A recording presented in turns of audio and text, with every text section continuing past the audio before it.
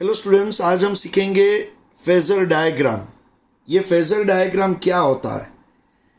तो phasor diagram, phasor का meaning एक वेक्टर, एक ऐसा वेक्टर जो घूमेगा, गोल घूमेगा, रोटेशन करेगा। मीन्स मान लो हम एक्स वाई एक प्लेन लेंगे, इस तरह से एक ग्राफ पेपर हम ले रहे,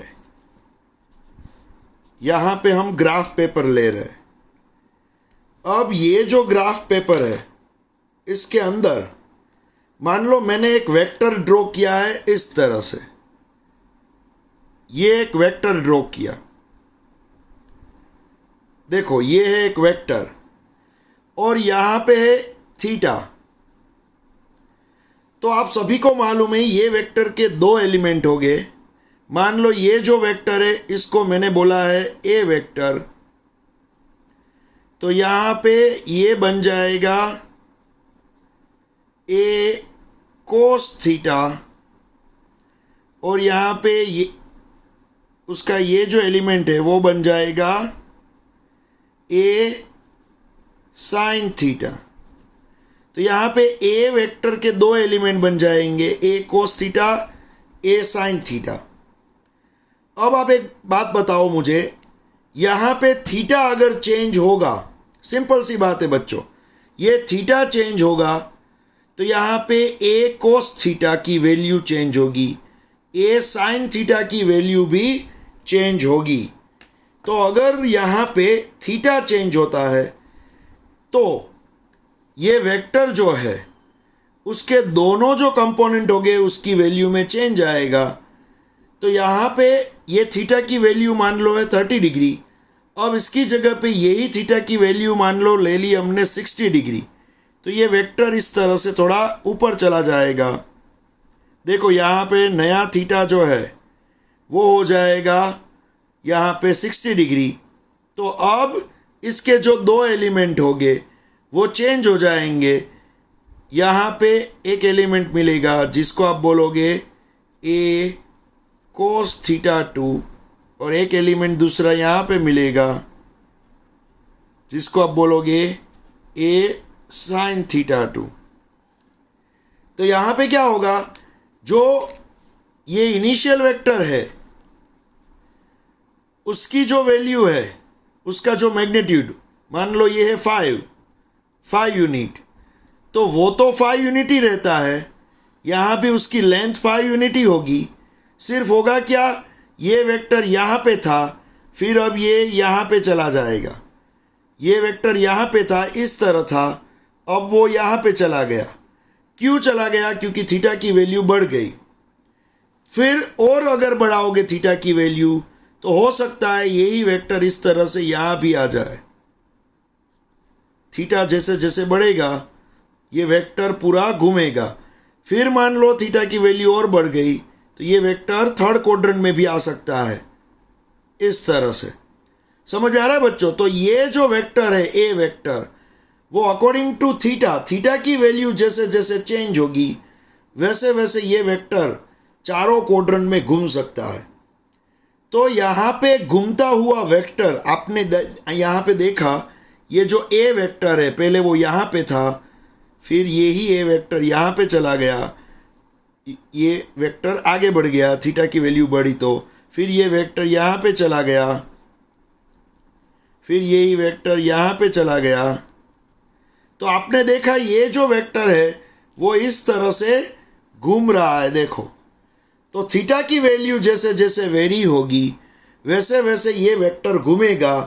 तो यहाँ पे हम इसको बोलेंगे फेज़र डायग्राम। समझ में आ रहा है? तो यहाँ पे हमें पढ़ना है एसी सर्किट के बारे में, एसी करंट और एसी वोल्टेज के बारे में। अगर आपको AC circuit and AC voltage easily समझना है तो आपको फेज़र डायग्राम की हेल्प लेनी ही पड़ेगी, तो आप बहुत ही इजीली ये पूरा समझ पाओगे। तो यहाँ पे the study of AC circuit is much simplified if we represent alternating current and alternating EMF as rotating vector।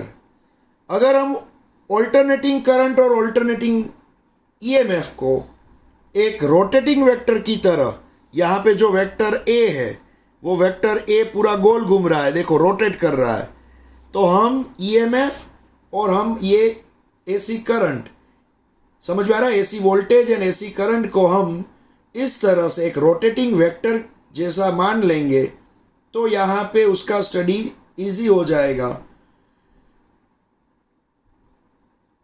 These rotating vectors representing current and alternating EMF are called phasors। अब हम यहाँ पे करंट और AC voltage को as a rotating vector लेने वाले हैं और उसको हम बोलेंगे फेजर्स। तो यहाँ पे आपके दिमाग में सबसे पहले तो ये ख्याल आएगा कि यहाँ पे ये रोटेट क्यों कर रहे हैं। देखो मैं आपको बताऊँ बच्चों, मान लो यहाँ पे जब सर्किट में ओनली रजिस्टर होता है, यहाँ पे मैं लिख रहा हूँ AC सर्किट थ्रू रजिस्टर,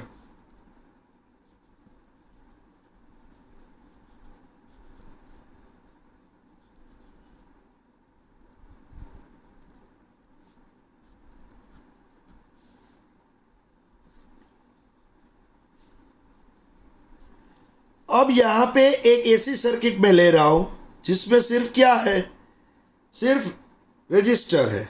देखो इस तरह से, ये है AC सोर्स जहाँ से AC करंट और AC वोल्टेज आने वाले हैं, ये है AC सोर्स, ये है वायर, ये है एक रेजिस्टेंस,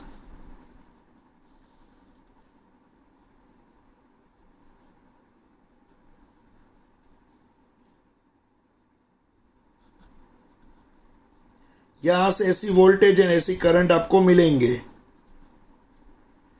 ये AC सोर्स है। अब देखो बच्चों यहाँ पे क्या होगा, आपको पता है AC वोल्टेज का फॉर्मूला, मीन्स AC जनरेटर जो वोल्टेज आपको देता है वो वोल्टेज का फॉर्मूला क्या है, आपको ये मालूम है। AC वोल्टेज का formula V equals to V0 sine omega t, ये आपको मालूम है। AC वोल्टेज का फॉर्मूला है जो AC जनरेटर आपको देता है, V equals to V0 sine omega t, ये आपको मालूम है। अब देखो बच्चों यहाँ पे ये जो फॉर्मूला आप देख रहे हो, अब बात आएगी करंट की, आपको करंट का फॉर्मूला भी चाहिए, तो ये तो है AC वोल्टेज का फॉर्मूला। अब अकॉर्डिंग टू ओम्स लॉ आपको ये भी मालूम होना चाहिए, I equals to V by R, I equals to V by R. तो यहाँ पे क्या होगा, V का फॉर्मूला आप लिख दोगे V0 sine omega t upon R. तो V0 कांस्टेंट है, R कांस्टेंट है, जिसको हम बोलेंगे I0 साइन ओमेगा टी। तो यहाँ पे आप देख सकते हो I इक्वल्स टू, आपको एक फॉर्मूला मिला I0 sine omega t, I equals to I0 sine omega t. देख लो यहाँ पे आपको एक फॉर्मूला मिला I equals to I0 sine omega t. अब ये दोनों ही फॉर्मूला देखो, V का फॉर्मूला AC वोल्टेज का फॉर्मूला और AC करंट का फॉर्मूला, और आपको ये एक चीज़ मालूम होनी चाहिए, ओमेगा टी इक्वल्स टू क्या होता है बच्चों, ओमेगा टी इक्वल्स टू क्या होता है, थीटा होता है, ये आपको मालूम होना चाहिए। तो यहाँ पे V0 साइन थीटा भी बोल सकते हो, यहाँ पे I0 साइन थीटा भी बोल सकते हो। तो यहाँ पे हम दो वेक्टर लेंगे, दो फेज़र लेंगे, एक ये वोल्टेज का फेज़र, एक होगा करंट का फेज़र। दोनों ही फेज़र अकॉर्डिंग टू थीटा वो घूमेंगे, यहाँ पे। तो यहाँ पे मैं एक एक्स वाई प्लेन ड्रॉ कर रहा हूँ जिसके अंदर ये दोनों ही अकॉर्डिंग टू थीटा गोल घूमेंगे। देखो यहाँ पे मैं एक एक्स वाई प्लेन ड्रॉ कर रहा हूँ, यहाँ पे मैं एक्स वाई प्लेन ड्रॉ कर रहा हूँ।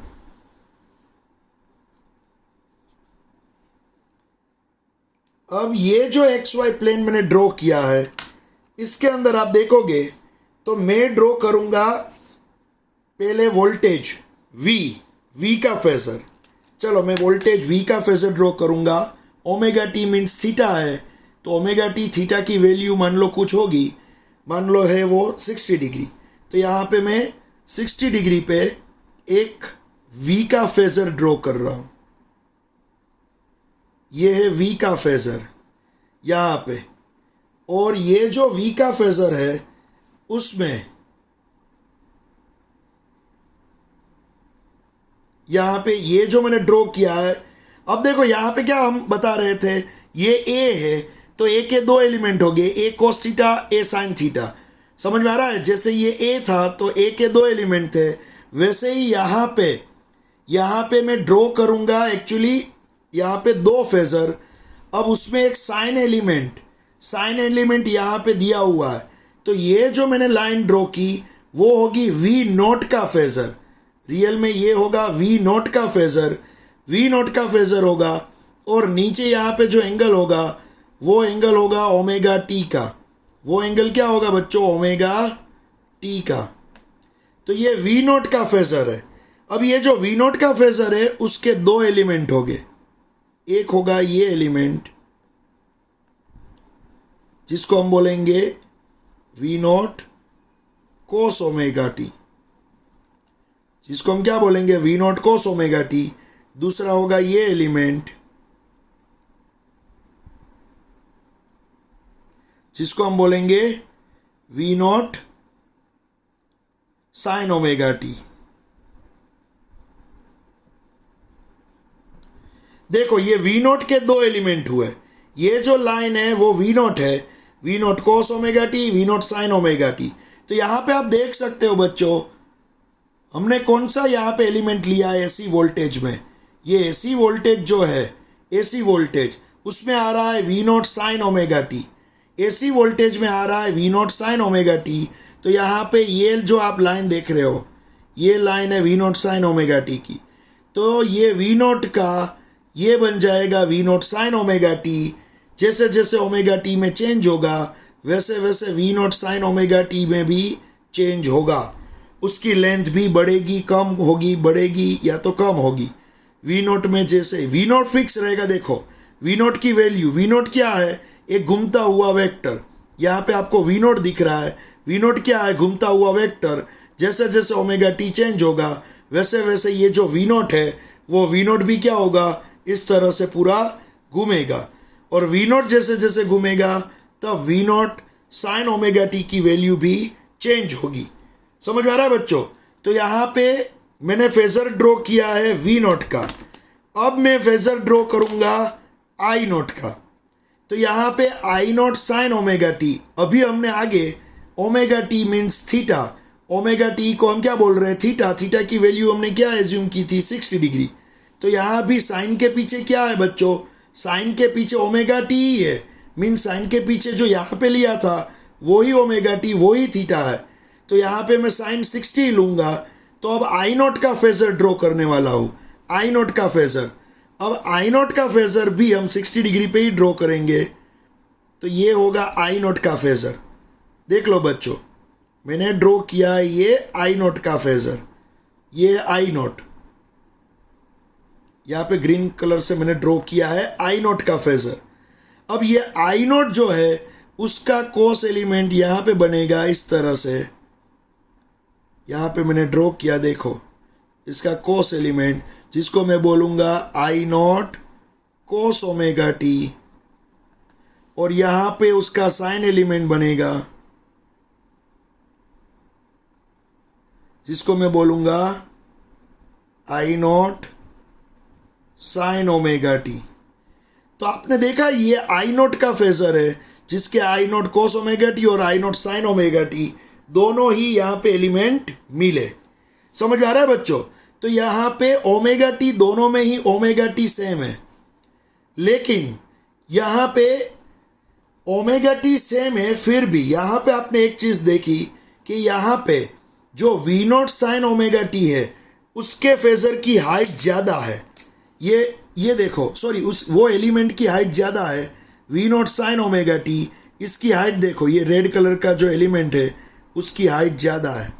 We not sine omega t वो यहाँ तक जाता है, और करंट जो है ग्रीन कलर में यहाँ पे जो आपको दिख रहा है I not sine omega t, उसकी हाइट थोड़ी कम है। देखो आप, समझ में आ रहा है? तो यहाँ पे आप देखोगे तो रेड कलर में जो जा रहा है वो है V not sine omega t, green colour में जो जा रहा है वो है I not sine omega T. दोनों की हाइट अलग अलग है, वी नॉट की ज़्यादा है, वी नॉट के एलिमेंट की ज़्यादा है, आई नॉट के एलिमेंट की कम है। तो यहाँ पे आप ग्राफ ड्रॉ करोगे, जैसे ही आप ग्राफ ड्रॉ करोगे, यहाँ पे ड्रॉ करके आपको दिखा रहा हूं, यहाँ पे आप ग्राफ ड्रॉ करोगे,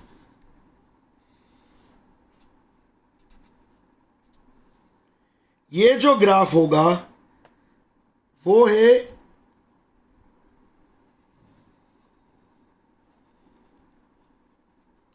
ये ग्राफ है, मान लो यहाँ पे मैंने जो ड्रॉ किया है वो है वोल्टेज वर्सेस ओमेगा टी का ग्राफ,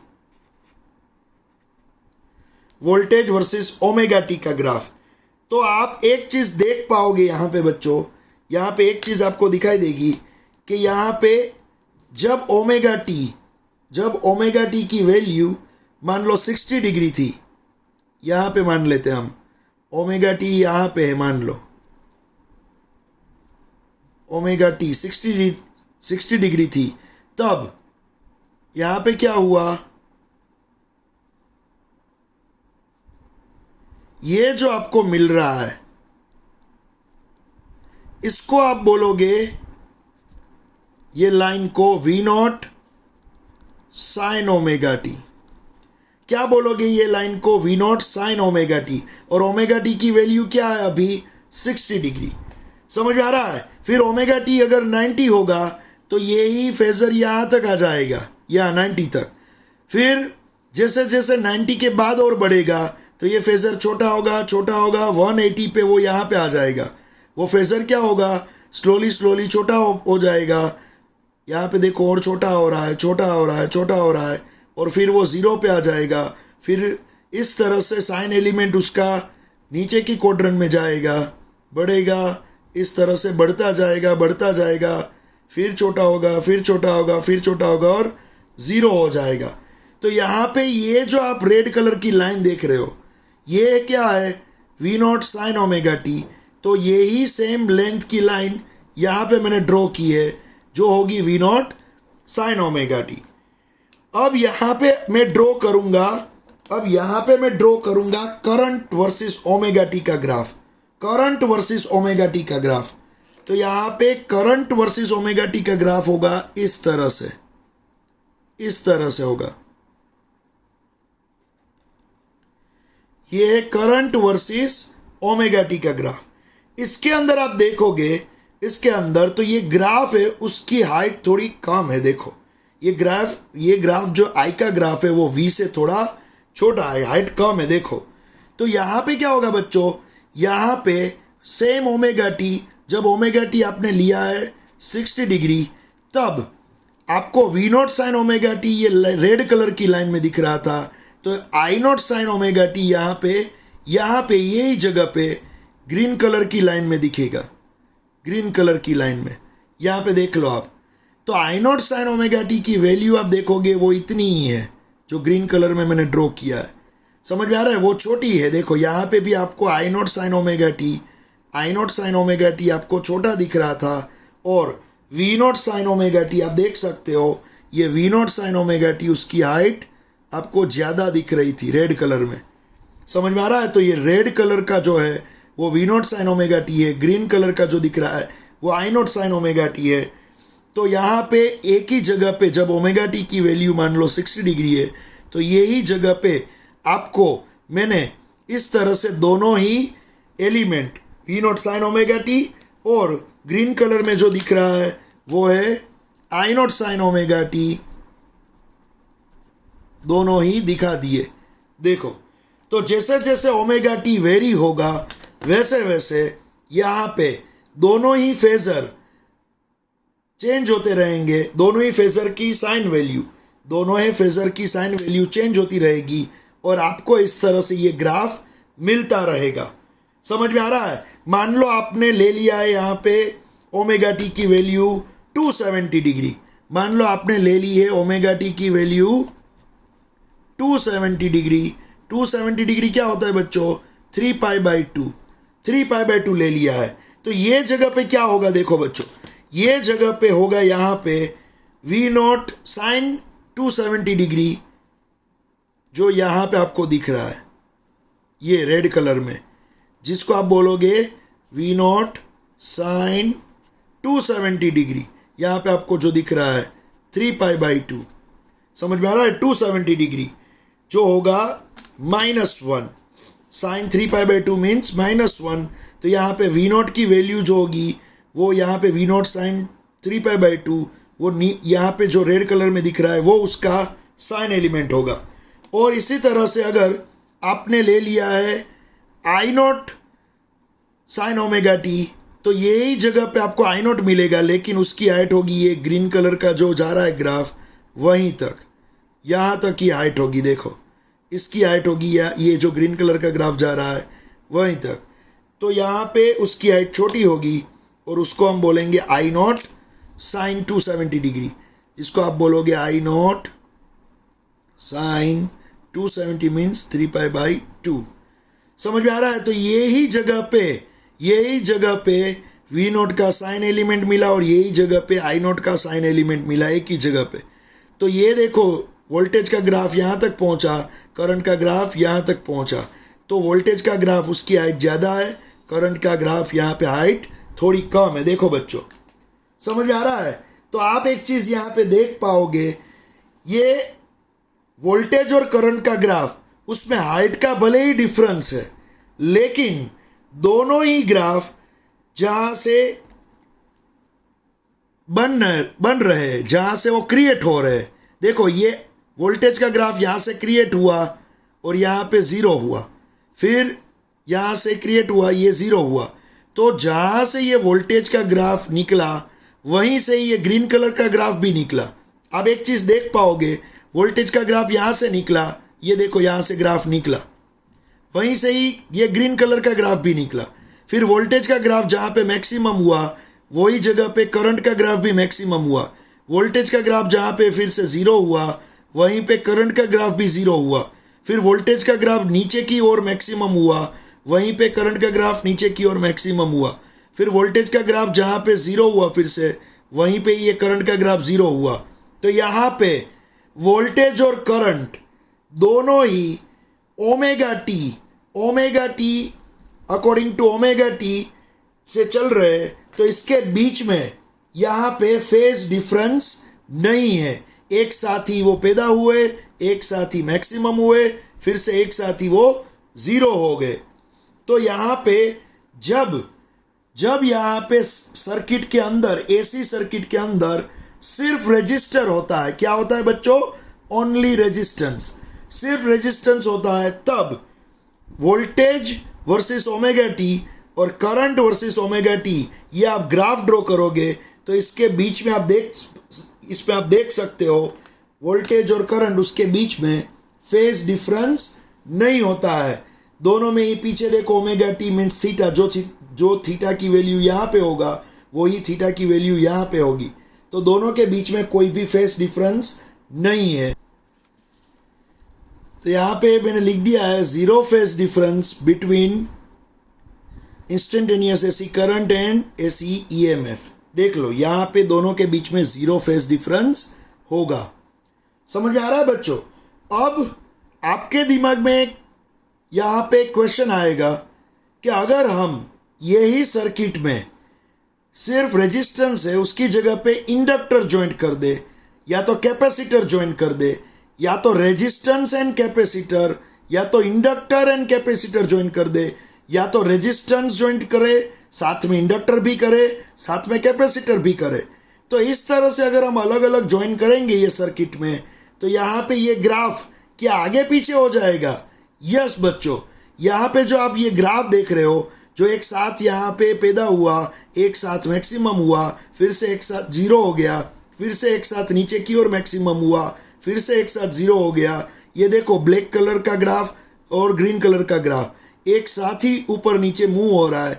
तो क्या होगा क्या बच्चों, अगर यही सर्किट में आप इंडक्टर, कैपेसिटर या इस तरह के दूसरे एलिमेंट ज्वाइन करोगे, तो ये ग्राफ जो है वो आगे पीछे होने लगेगा, आगे पीछे होने लगेगा, जो हम नेक्स्ट लेक्चर में सीखेंगे। तो यहाँ पे इतना आप दिमाग में रख लो, ये फेज़र क्या है। सबसे पहले फेज़र एक रोटेटिंग वेक्टर है। यहाँ पे हम दो फेज़र पढ़ेंगे, एक फेज़र होगा हमारे AC EMF का, दूसरा फेज़र होगा AC करंट का। दोनों ही फेज़र के हिसाब से हम यहाँ पे ये ग्राफ ड्रॉ करेंगे और हमें इस तरह से दोनों ग्राफ मिलेंगे। तो यहाँ पे मैंने जो बताया वो है सिर्फ AC थ्रू रेजिस्टेंस, मीन्स यहाँ पे सर्किट में सिर्फ रेजिस्टेंस है, उसके बारे में मैंने बताया। अब मैं बताऊंगा नेक्स्ट लेक्चर में, वो होगा AC थ्रू इंडक्टर, सर्किट में होगा इंडक्टर। तो क्या होगा, ये फेज़र में कुछ चेंज आएंगे, उसके ग्राफ में क्या चेंज आएंगे, वो हम नेक्स्ट लेक्चर में देखेंगे।